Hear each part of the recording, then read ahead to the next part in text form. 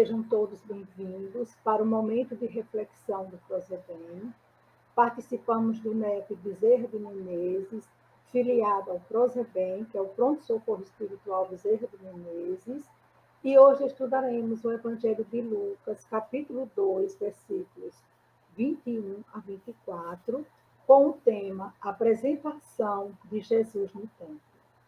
A bibliografia utilizada, nós utilizamos o Evangelho Redivivo, livro 4, Estudo Interpretativo do Evangelho segundo Lucas, a Bíblia Sagrada Almeida, revista e atualizada, o Novo Testamento, tradução de Haroldo Dutra Dias, e o blogspot.lucas, capítulo 2, versículos de 21 a 24.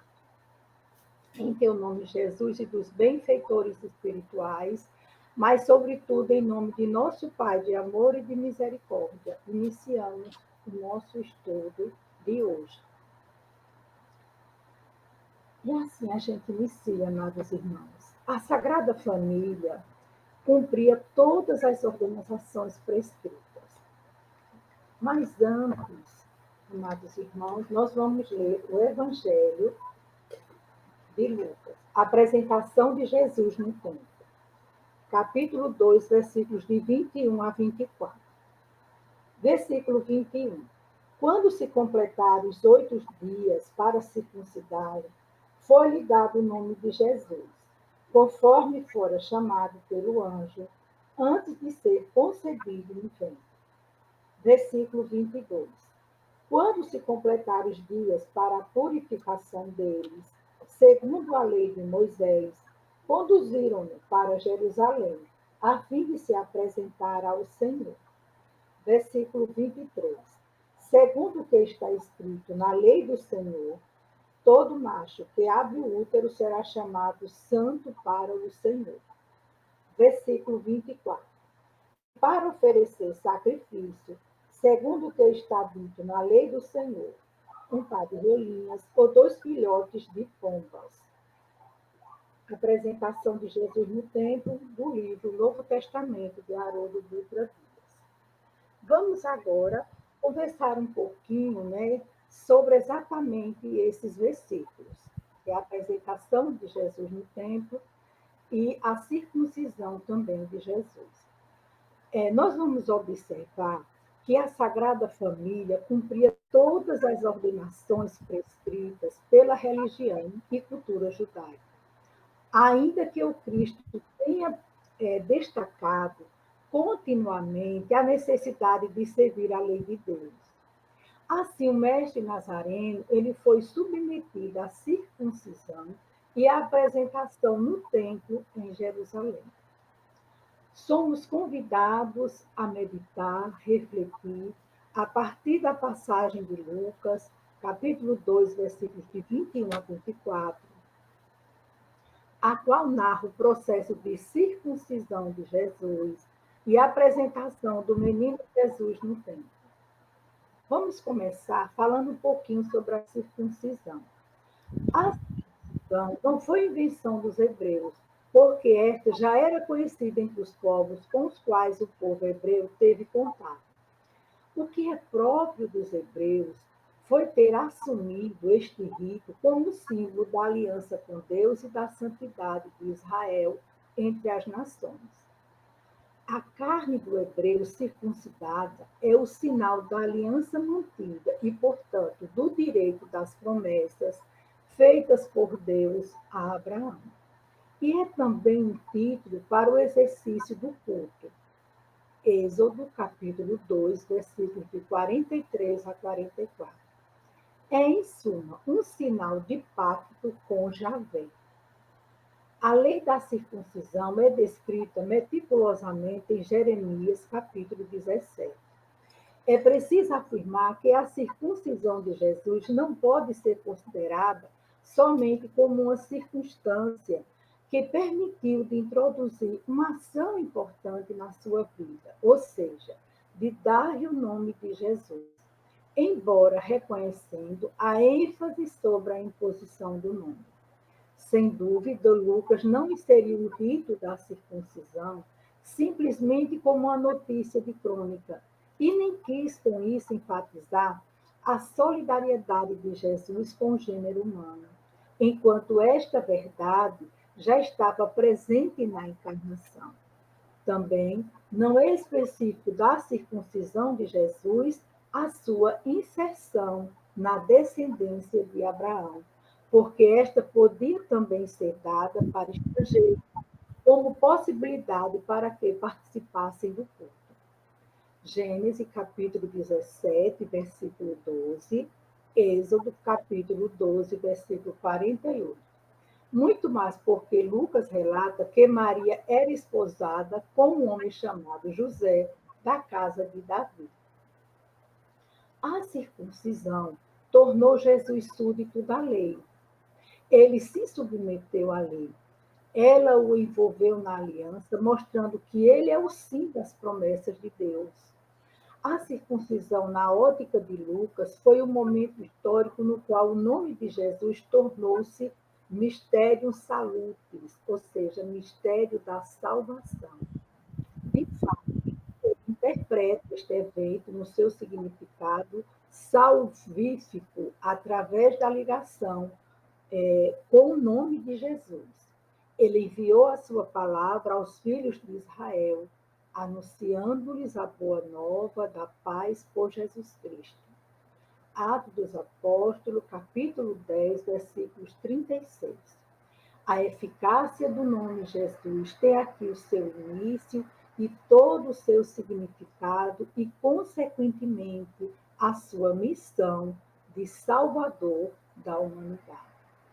Entre os primeiros deveres de um pai para com o filho estava aquele de circuncidar, o que não significava que o pai devia ser o executor material, porque podia ser a mãe, né? Em Êxodo capítulo 4, versículo 25.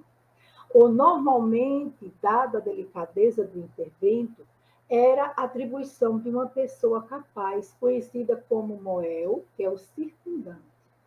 Contudo, era o pai que devia assumir a responsabilidade para que o seu filho fosse inserido no povo da promessa. Vamos falar agora um pouquinho sobre a apresentação de Jesus no templo. O texto enfatiza que Jesus é levado pelo seu pai e sua mãe ao templo para cumprir a lei prescrita por Moisés, a qual destaca que todo primogênito do sexo masculino será consagrado ao Senhor.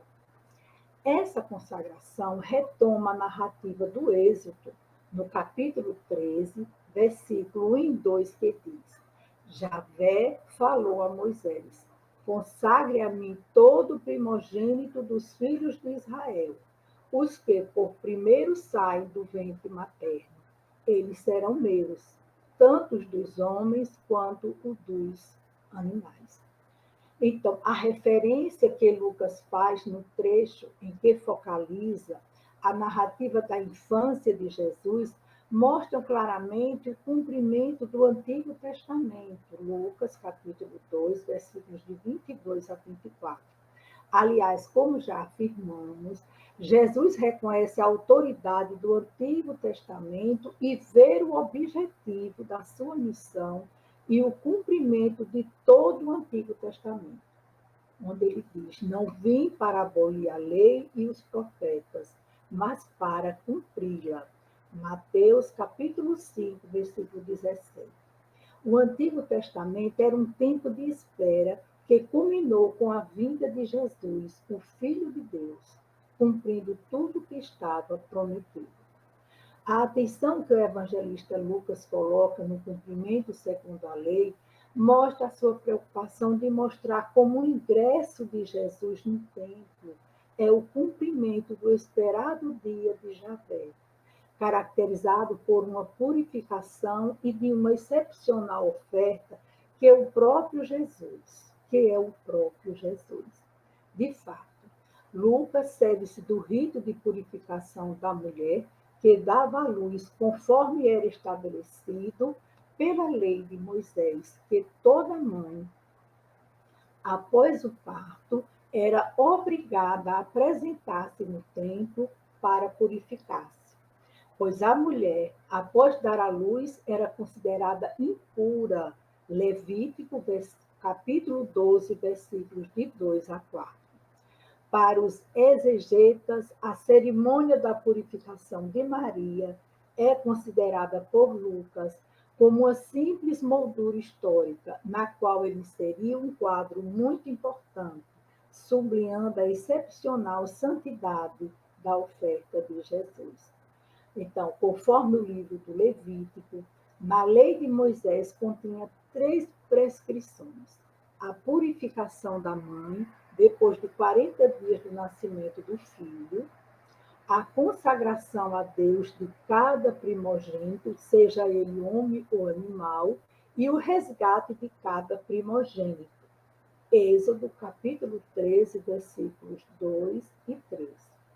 Entretanto, no texto, Lucas evidencia a apresentação de Jesus no templo, isto para ressaltar o valor histórico que seus pais realizavam em vista da missão desta criança, santa por excelência.